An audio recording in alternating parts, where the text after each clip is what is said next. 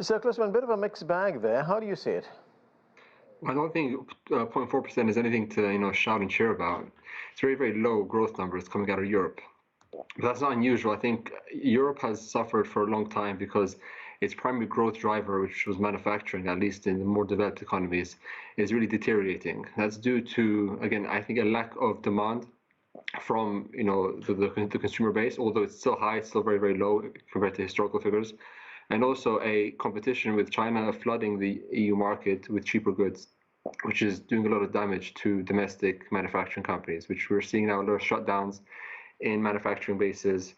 And it's very hard for Europe to reorient their economy because there's not enough financing by the banks and by sort of the private equity firms to finance a new wave of growth in Europe. So all they really have is their consumer markets to keep them alive, really, or to keep sort of GDP trudging along.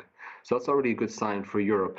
And it's hard for an economy where they are trying their best to stimulate growth, but there's no new ideas in terms of how to do this.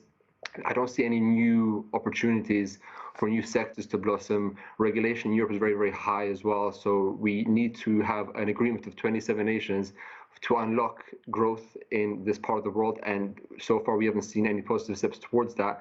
And they're also facing an international scene which is very pressured.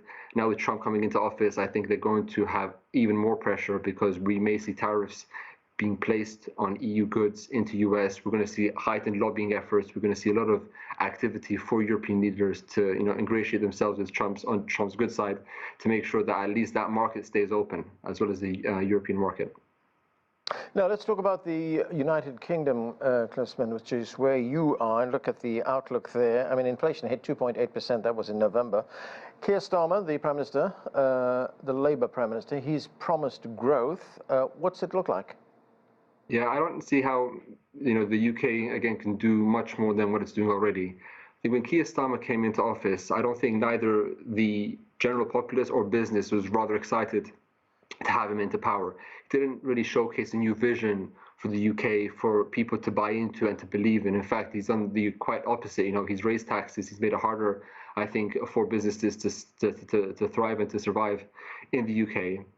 And he hasn't got the vision, as I said, fundamentally, to introduce policies which will stimulate growth, business innovation, R&D investment into the country. He held that summit or that investment conference a few months ago, but I think with lackluster results. So I don't really see how the UK can get out of the quandary that it's in. Given also the fact, very important fact, that Reform UK, Nigel Farage's party, is gaining a lot of support because again of lackluster growth numbers from Labour and the Conservatives over the last 20 odd years. And we're seeing a new political identity emerge in UK politics, which may veer Europe into a different course, which is very uncertain because Farage is very good at being the challenger, but I don't think he's got any serious policies which can actually spur the UK for a new, brighter future, in my opinion. Right. Well, joining us now from Beijing is John Gong.